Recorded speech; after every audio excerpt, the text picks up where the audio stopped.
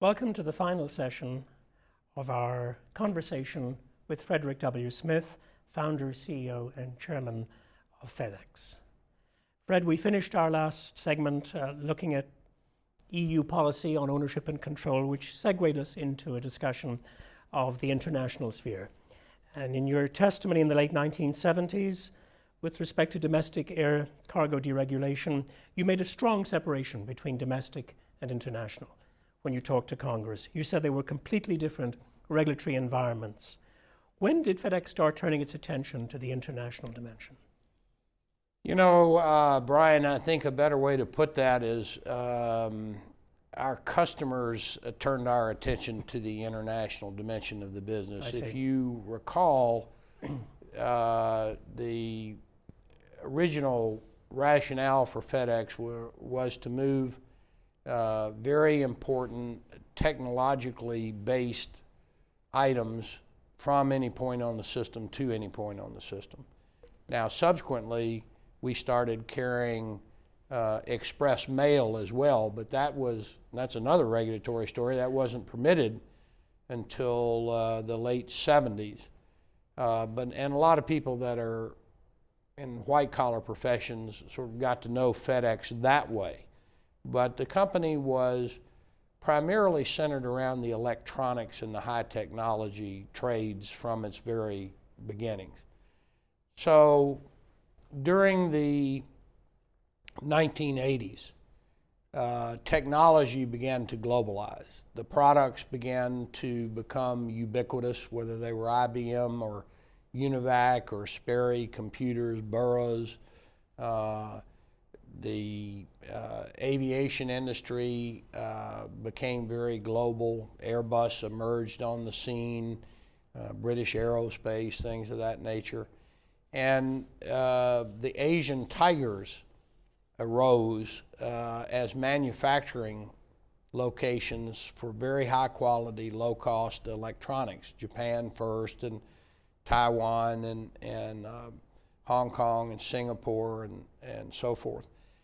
So our customers began to push us to offer service to and from these parts of the world and within the regions of those parts of the world, because they did not look at supply chains in the traditional way that lumber companies or coal companies did. They were just one single entity, and the fact that they happened to make semiconductors in Malaysia was irrelevant. Mm-hmm. So we turned our attention to the international marketplace, and as I had said, it was a very different regulatory regime, partially because of the distances, but partially because the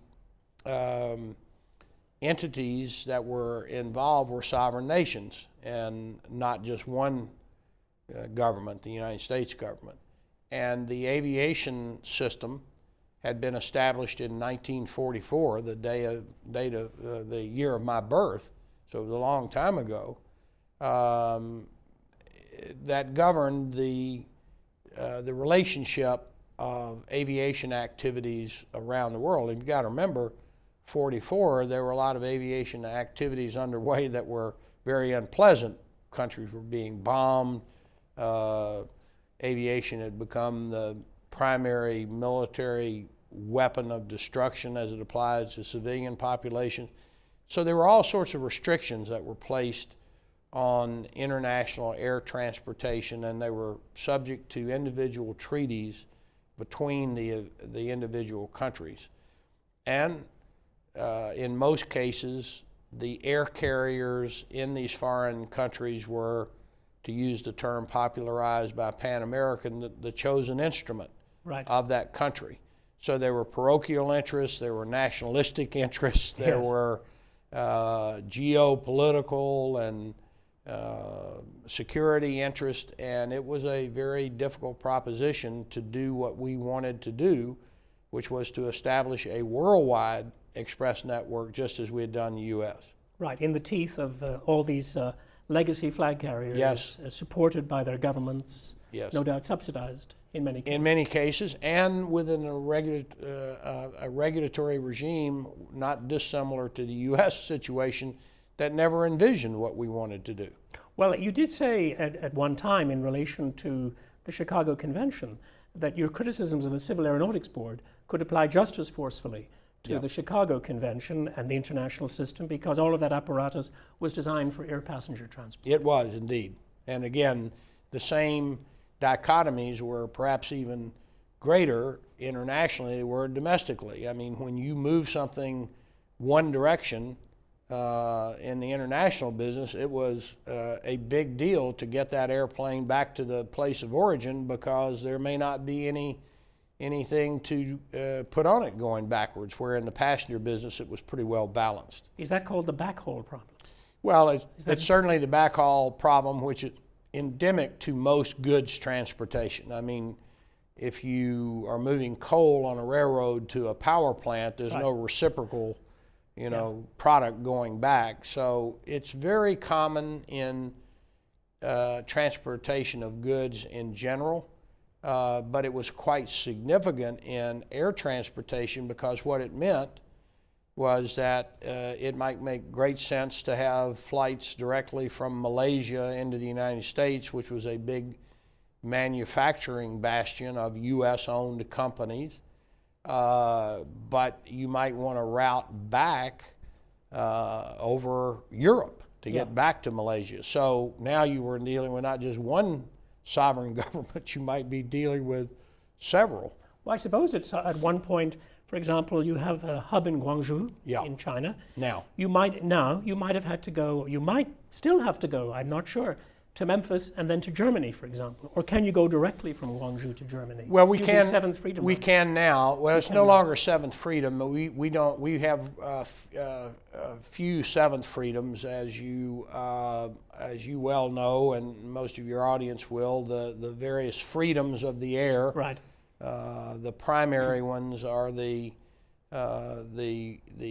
first and second, and then that's going from your country and then from the other country back to yours. Third and fourth. Yeah, and then the fifth freedoms allow you to load in a destination country for with goods going to yet a third country. Exactly. So we operate with expansive fifth freedoms around the world, including from China.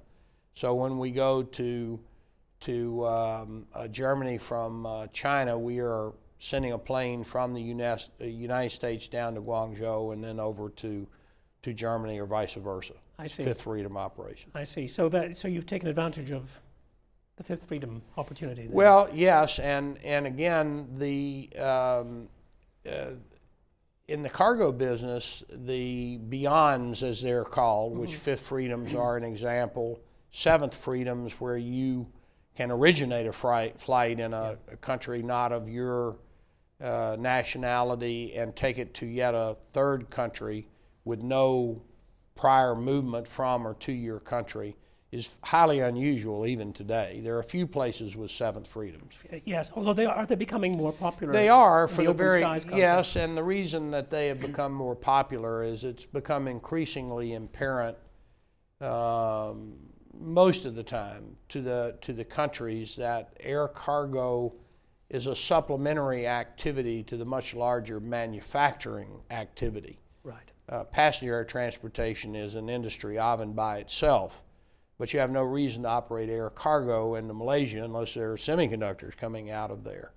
And to put economical air transportation systems together, you have to have broad authorities to be able to route from different places to destinations and then string other destinations together. And if you don't allow that, then it's going to be your manufacturers and your workers that are going to be paying the price in a less competitive transportation environment for your exports. Which is probably true of China. I think they have realized that the growing demand demands this kind of access. Our board of directors had a meeting in China, and the Chinese President Jiang Zemin actually made that comment to our board, that we had been a huge help to China in developing their country because we provided them access to their products, their high value added products to the world. So if you have that understanding at the premier level in China, it was a fairly important accomplishment. So governments, with respect to air cargo, and especially express air cargo, perhaps are not quite so nationalistic and not protectionist. Today. It took a long time. It took some time. And the same type of educational process that was required for the deregulation in the United States. Well, I've got to bring to your attention the Bermuda II Agreement. Yeah. An example of the previous, pre-open skies bilateral agreements. And I know that John Barley, when he talked to us, made reference to your criticism of the British in Bermuda II. Yeah. And he said that your role in liberalization had been very supportive, and then he said, he's tough, and to be the CEO and founder of an enterprise like that, actually you've got to be that way. But he pressed us, he was unrelenting in his criticism of the British in Bermuda II. He wanted to be able to operate rationally through the United Kingdom. Can you bring us back to what you were actually doing under Bermuda II, this extraordinary business of not having fifth freedoms out of the United Kingdom, and how you did that? Well, Bermuda II, sort of a test case. Yes, of what had to change. Bermuda II was a very restricted aviation bilateral between the United States and Great Britain, and it severely restricted beyond operations or fifth freedoms for the benefit of British carriers. And to show you the silliness of it, we have a hub in Paris and have had it for many years, where we connect using fifth freedoms and for the flights to and from the United States and to and from Asia, many countries around the world, and it's of great utility to the people that use it, obviously, or we wouldn't be able to afford to operate it. So in the case of the United Kingdom, they were an outlier, and we would have an airplane that would fly from the United States, land at Stansted, and then we would be prohibited from picking anything up in Stansted and taking it to Paris. So we'd have a perfectly good MD-11 that would be flying with cavernous capacity, unutilized, and we would have to hire a British airplane, an Airbus as I recall, to fly from Stansted. A local carrier. Yeah, a local carrier to fly from Stansted to Charles de Gaulle. It's insane. Well, it may have been very good for the couple of pilots that it employed and whoever the operator was, but it was British business that was paying much higher rates than would have been the case had we just been able to enplane fifth freedom traffic from the United Kingdom to other points in our network. And so, yes, I was highly critical of Bermuda II, and eventually it was scrapped. And we do. But not until 2000. Well, yes, and because the benefits to the British economy as a whole were much greater than the parochial interest of the British carriers who lived under this protectionist regime. Were your rights only into Stansted, not Heathrow or Gatwick? Did you have any rights into the other airports in the London? I think now we can fly any place in the United Kingdom. Right. In those days, Brian, I can't really recall it. Maybe airlines. Oh, definitely. Definitely. Only United and American could fly to Heathrow. Yes, of course. But what about air cargo? No, air cargo I don't think was quite as restricted as to the, when we bought the Flying Tiger line, we actually had traffic rights or rights into Heathrow, and we were probably the only carrier in 30 years that actually left Heathrow because it was not a good place for Air Express and moved to Stansted. Yeah, you got some rights into China when you bought Evergreen. Well, we should have had them initially. You should have had them initially. Well, we competed for the rights vigorously, and we felt had by far the most persuasive case. The DOT awarded the route to Evergreen, which predictably was not successful in China, And so we had the pleasure of paying them many millions of dollars to buy back the rights that we felt we should have had initially. And the Chinese government had no problem substituting you for Evergreen. Well, evidently not, because they acquiesced to it in any case. And did Japan acquiesce to your replacing Flying Tiger once you acquired Flying Tiger in Well, 10 years earlier?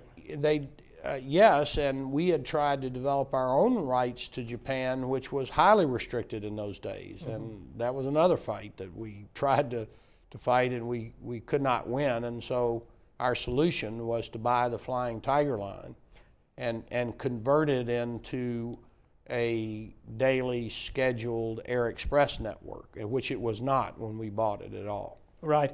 Tell me more about the Japanese relationship at that time, because I think it went to the Senate of the United States. It was a mess. That's a big It was, development. well, not only was it an issue that went to the Senate, it went to the President of the United States. We wanted to operate a intra-Asian air express network because, again, our customers didn't care about these regulatory regimes. And like the telephone system, they wanted to make calls to all sorts of other phones using the same telephone, meaning they wanted to use Federal Express to widely disseminate traffic without their shipping department had to say, well, this goes on JAL and I don't know how to deliver it in any way, and so forth. So we got broad rights when we acquired Flying Tigers. That's why we acquired it, to get the rights and to get the facilities and landing slots in Tokyo and to get some wonderful people that knew the game, so to speak.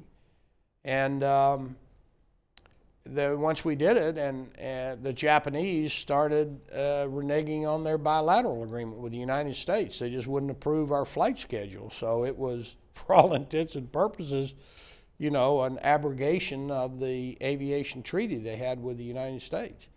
And predictably, we started raising, you know, a ruckus about it because we had paid a considerable amount of money to buy Flying Tigers.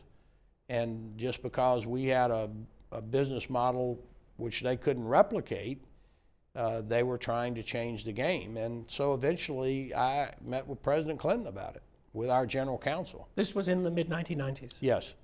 So you met with President Clinton? I did. At that time, FedEx's profile was very high. Yes. As a lobbyist, as a presence in Congress. Yeah. So you were able to get a meeting with the president? Well, it wasn't initially. We moved heaven and earth to try to solve the problem at every level of government and underneath the president, including the vice president, who was from Tennessee, to no avail.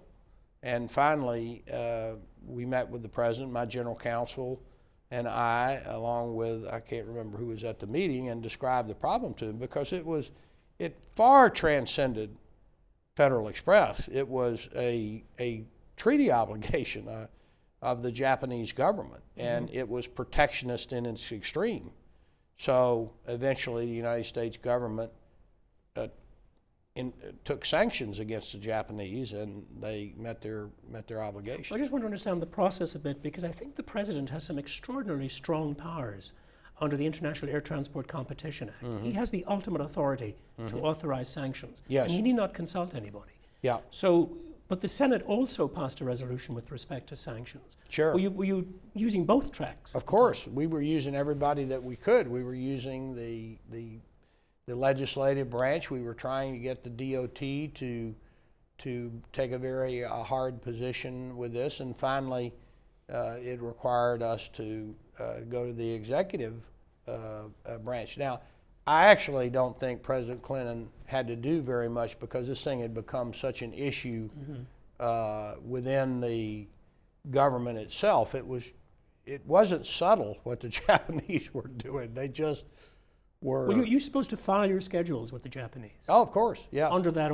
on the traditional pre-open skies agreement. Yeah, they just weren't approving the flights. Well, they weren't approving any flights. Correct. So what kind of service were you providing to Japan? Well, we had no problem flying to and from Japan. That wasn't the problem. We couldn't use the Fifth Freedom rights out of Japan. Which you had in... Absolutely. And Flying Tigers had it before you. Not only Flying Tigers had, it was a solemn treaty obligation of the of the Japanese government to permit our operations there. In large measure, that was one of the several reasons that we bought Flying Tiger. So it was an impairment of our assets by not meeting their treaty obligations. Why were they doing this? Who were they protecting?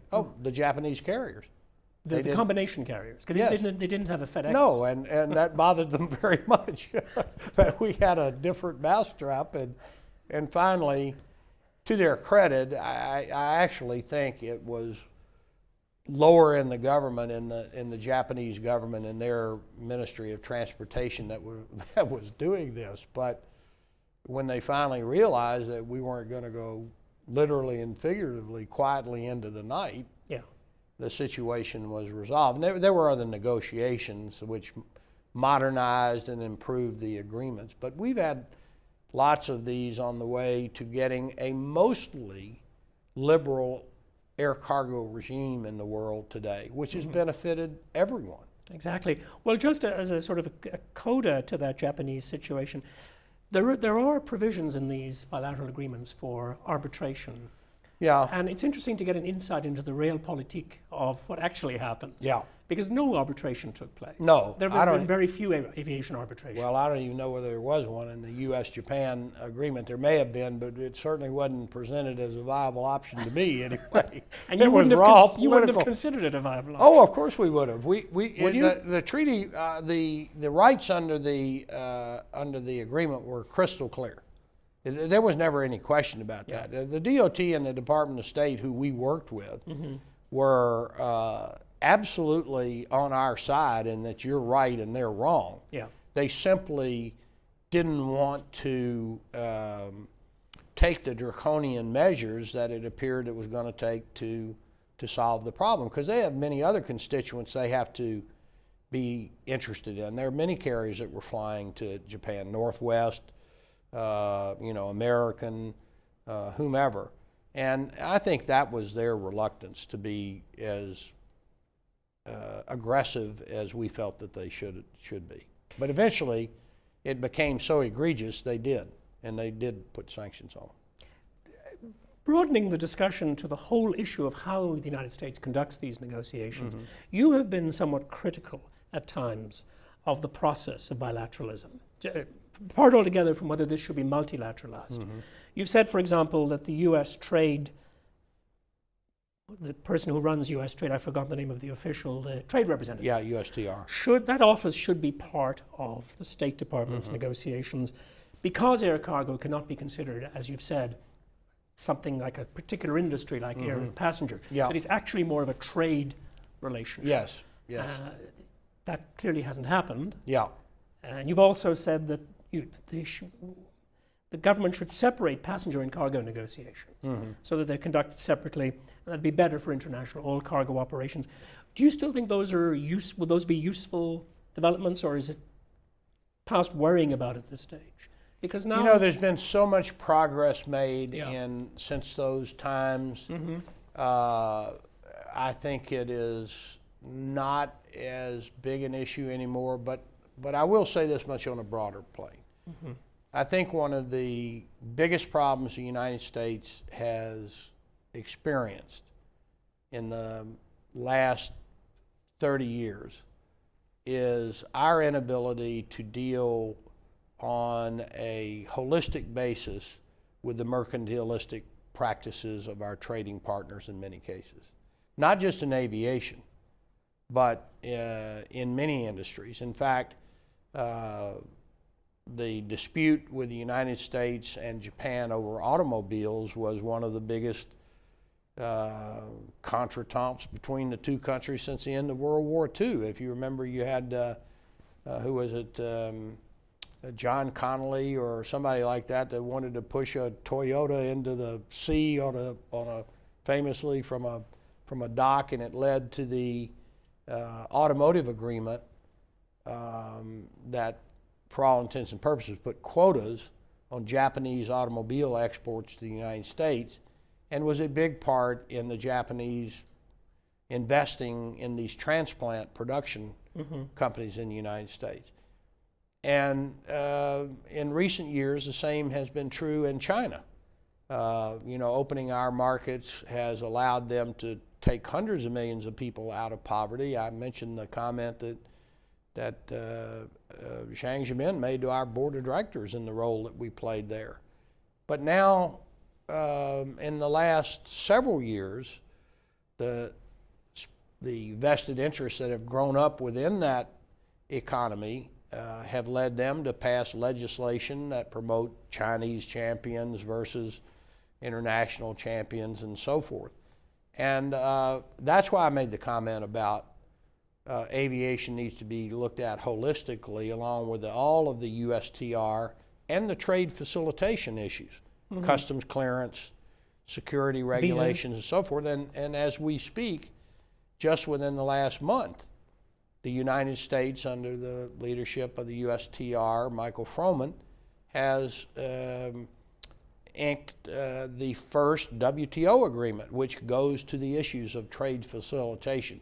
So it's not as clean as just aviation rights. It's the whole trading regime that the United States deals with. And by the way, that was the centerpiece of the dispute with Japan. It was a subset to a much broader trade dispute.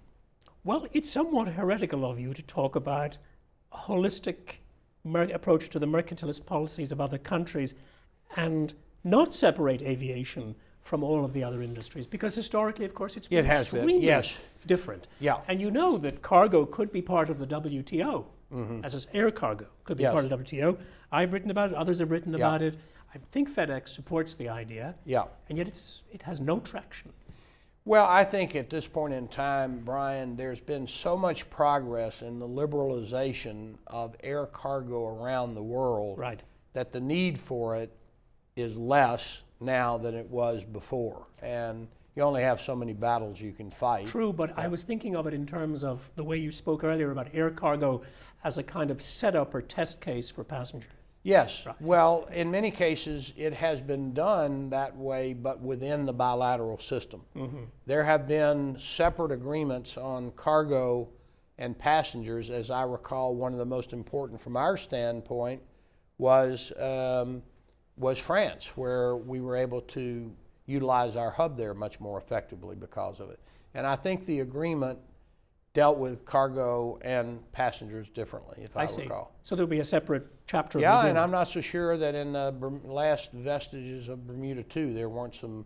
That's what we kept arguing with the British government, and you should recognize this is a trade facilitation issue and not just an aviation issue. And I think they did make some accommodation.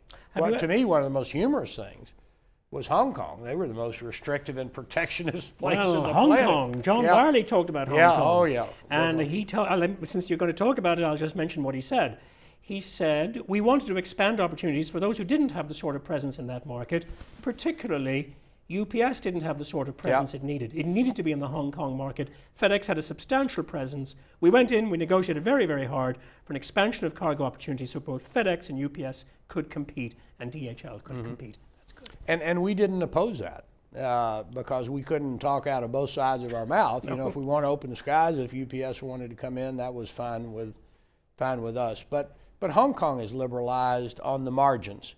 And Hong Kong, by the way, was the last vestige of Bermuda II. It was a British possession, British colony, when the restrictive aviation regime was put in place, and it was part of the Bermuda II regime. Very restrictive, very much focused on looking after Hong Kong carriers, Cathay in particular. Were you going to say something about Hong Kong? You said to the Well, no, they were just to me the pinnacle of absurdity, because you sat in the room talking to the regulators in Hong Kong about the wisdom of liberal trading regimes and transport sectors, looking into the harbor with squadrons of container ships who have none of these regulatory restrictions. Any flag can fly, in the Hong Kong harbor and go to any location. The entire place was built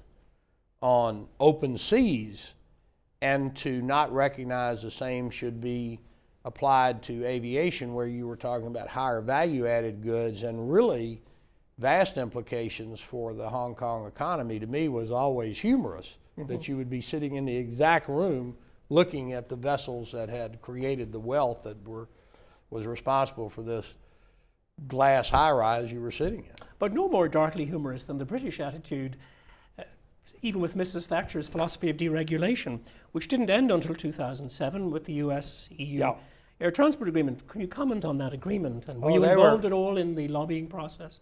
Well, I don't know that there was much lobbying. There were entreaties.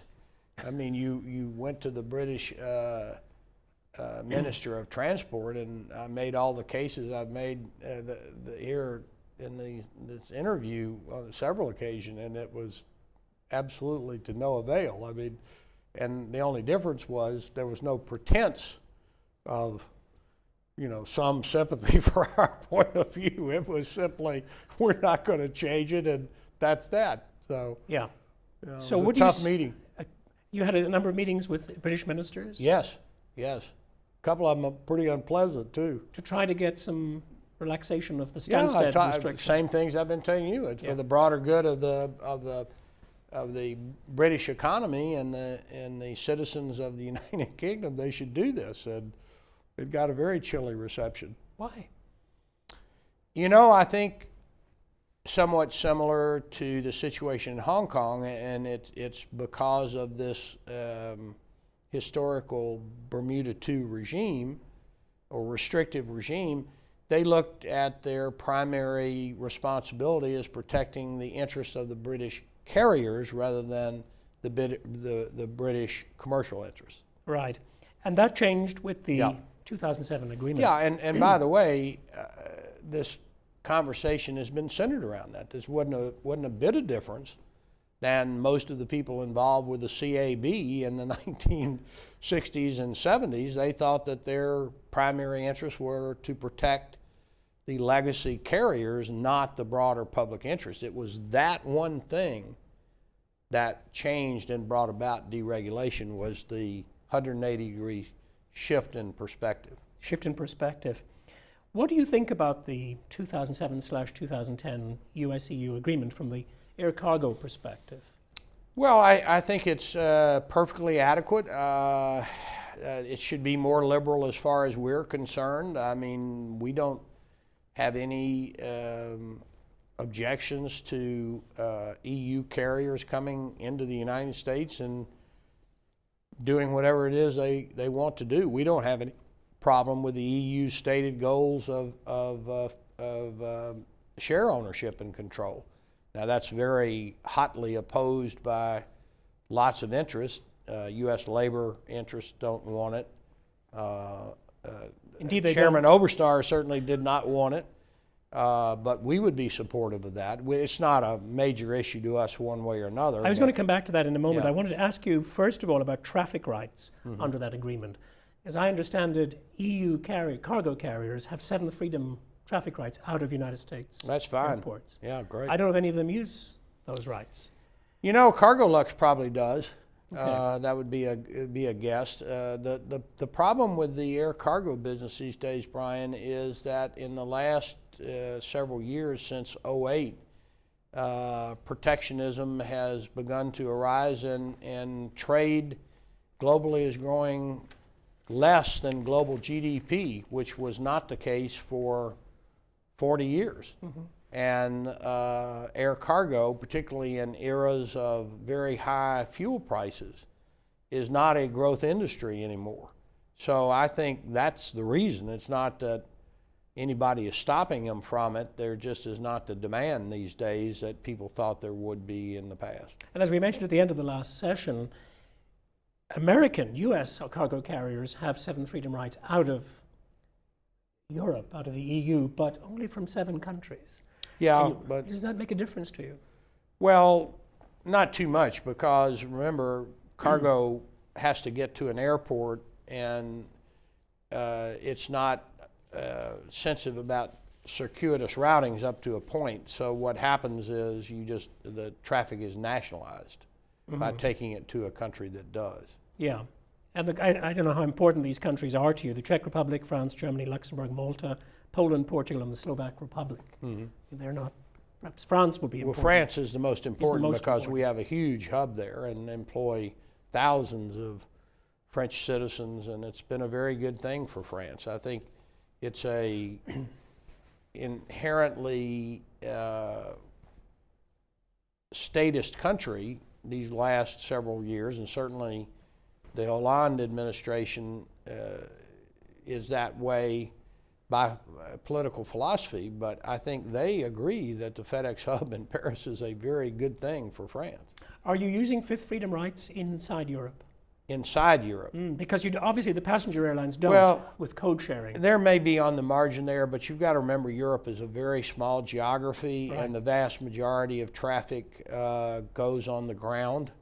So the majority of our activities within the EU, even if the flights originate and terminate at EU points, are basically there to facilitate fifth freedom routings for longer distance flights. Yeah. In other words, you may go from Madrid to Paris, but the main reason for that flight is to put things on there that are going to China and Singapore and the United States, not taking things from Madrid to Paris, because you can drive it much more cheaply. And now on the margin, I'm sure we are, but our flights are essentially built around those schedules. Right. Intermodalism is more of a feature in Europe than it is in the United States.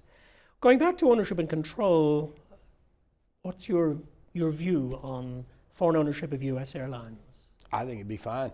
And of course, DHL, one of our major competitors, owns 49% of the equity and 25% of the voting shares of Polar Air Cargo. And you mentioned there were no European carriers making seventh freedom flights. They really are, in the form of Polar, which is a facilitator of DHL, which is a major competitor of FedEx. It's just engineered the way it is because of the ownership restrictions. If the ownership restrictions were lifted tomorrow, I think there's a high probability that you'd see DHL buy in the other 51% of Polar and paint the planes yellow. Right.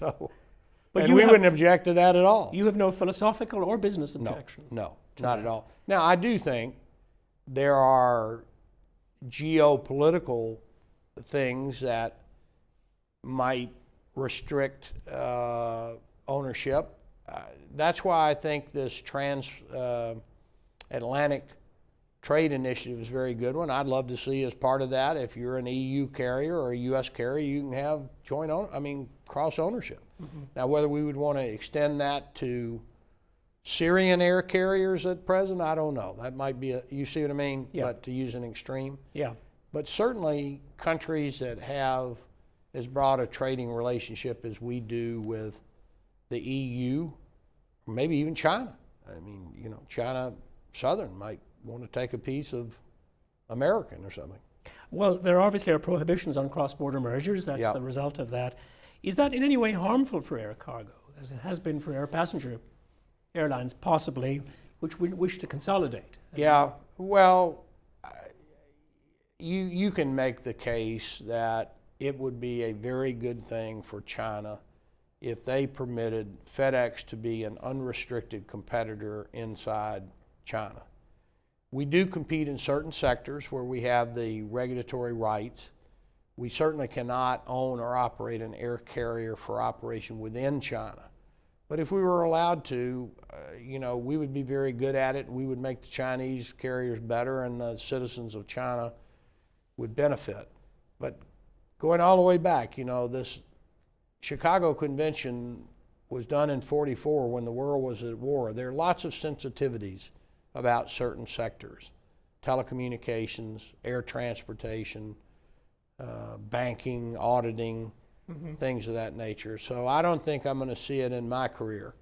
But the way to do it, I would think, is to offer things like the United States has done. You can, as DHL does, they own 49% of the business. I mean, if necessary, let them own 90% of the business. Well, what's the point of owning 49% of a business? Well, they want to control. If you have no control. Well, they do have control. I mean, the planes are scheduled for DHL's traffic originations. So I think under the law, you can't, quote, exercise control. In the case of an air carrier, it's flying to and from where you want to fly and at the times you want to. Yeah. So if you don't want to call that control, that's a euphemism, but it's controlled by DHL, and we don't object to that at all. Yeah. Well, you also have the issue of former state-owned carriers. Yes. And has that had an effect on international cargo operations? It does, and it particularly is having effect now as it applies to the Chinese carriers. They bought lots of freighters. The market is very soft. The yields are very low, and we don't see the books of the Chinese national carriers, but I can assure you they're not making any money with their main deck freighter operations, and they have to be subsidized one way or another. I think the Middle Eastern carriers have a fair number of freighters, and of course I'm not talking about underbellies. We use underbellies extensively ourselves. Yes. But for air cargo operations, there are market distorting practices going on now for whatever reasons they may want to apply to them. It doesn't make very much sense. Years past, Korean, Japan carriers, they wanted to be in that business to facilitate their exports. That's what they were using to build their economies. I think today, with the proliferation of underbellies and the low growth of air cargo, you may see that philosophy really challenged. Do you have any comment on the emissions trading activity launched by the European Union, the emissions trading scheme? Have you been involved in that in any way? Well, sure we have, and we feel that it's very ill-advised. The whole principle of aviation was incorporated in the Chicago Convention of '44 and the agreement to set up ICAO. And otherwise, the world's aviation trading system would devolve into chaos with beggar thy neighbor policies and lowest common denominator decisions. Unilateralism. Yeah, and that's what the Europeans are doing with the trading system. They have backed off on it, partially because the Chinese have taken such a tough position on aircraft acquisitions. Yes. But hopefully because they've listened to the rest of the world saying, don't go back to the days when aviation didn't have a global forum to decide these issues, because these airplanes are quite mobile. They can land and take off every place. So that's what they're trying to do today, is come up with a worldwide agreement to lower carbon emissions, and we support that strongly. Yes, and I suppose you also support the FAA's approach, which is, in a sense, a technical approach to reduce the amount of venting fuel, for example, at airports and that kind of thing. Absolutely. Rather than macro regulation. Yes, of course. Through carbon emission schemes and so forth. And this is a fantastic transition, Fred, to the last few minutes of our discussion, which is really the Chicago Convention and the international regulation of aviation. It's the 70th anniversary year of the Chicago Convention. It's also going to be your 70th birthday, I think. That's right. Picking up on what you said earlier. Yeah. So what do you think, looking forward, how do you think international aviation should be regulated in the future? You seem very supportive of the notion of international initiatives. But what about putting passenger rights and air cargo rights and emissions and noise and all of these other issues on the national level? Is that something that you don't want to see, to the extent that it can be avoided? Because it creates such a problem. No, I think that would be disastrous. I think it has to be done on a global basis and through the mechanism of ICAO. I don't think you're going to see the fundamental provisions of the Chicago Convention, the bilateral environment, change because of the sensitivities of aviation. Yeah. But there's been a lot of progress made on liberalization within the aviation bilateral system. So we're not pushing anything other than the fact that when it comes to the movement of goods, it has to be looked at not just as an aviation matter, but as a trading and economic matter. Excellent. And on that point, and this is my last quote from you today, you recently said that FedEx could not be started in today's regulatory environment.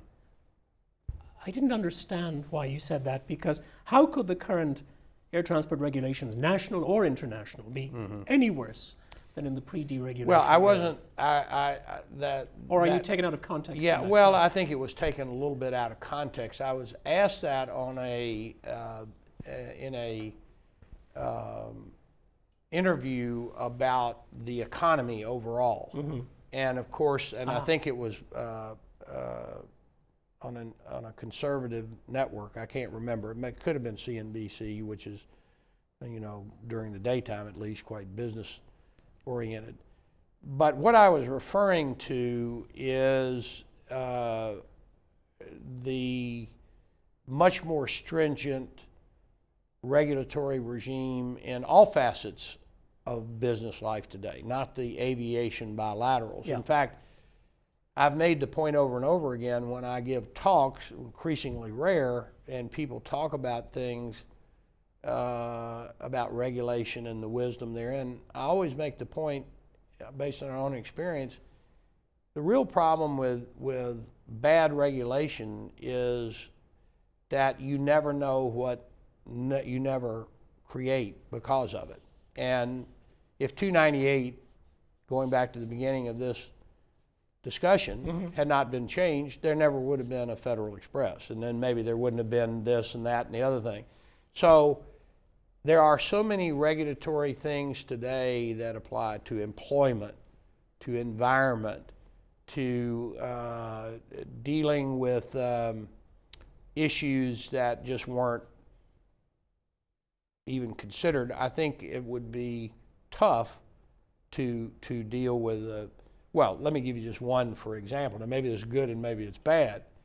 When we turned the DA-20 Falcon into a small freighter, I am quite confident that the certification issues of today's FAA would have made that completely uneconomic. Very vivid illustration. Oh my goodness. Yeah, it would have just been completely, and I think that the political system today would be very difficult for a small interloper like FedEx to take on the vested interest, because they would just kill us on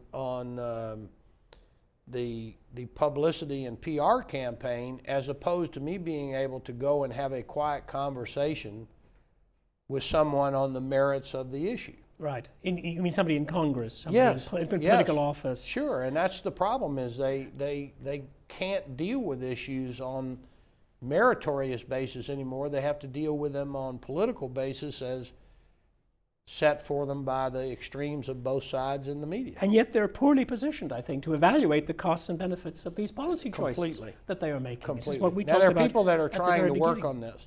And you give a low cost. You're a low cost provider of information to politicians. Yeah. In that sense. Yes, and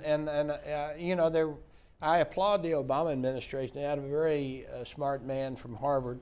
His name is Cass Sunstein. Yes. And his job was to look at regulations, and see the cost benefit and so forth. Yeah. But there's just such a penchant to regulate. That's what I was getting at, not the specifics. A penchant to regulate and an uncertainty about Right. the connection between the regulation and the actual consequences No question. thereof. No question. And I think that has been a fundamental problem, Yeah. perhaps in the aviation industry. Sure. At the very beginning. And you tackled it. That's how you got FedEx. I'm sure off the glad I ground. don't have to do it again, because I You don't don't have to have do it the again. energy All left. you have to do now is reminisce about it. And Fred, we've come to the end of our 3 hours. Well. I think it's about 3 hours.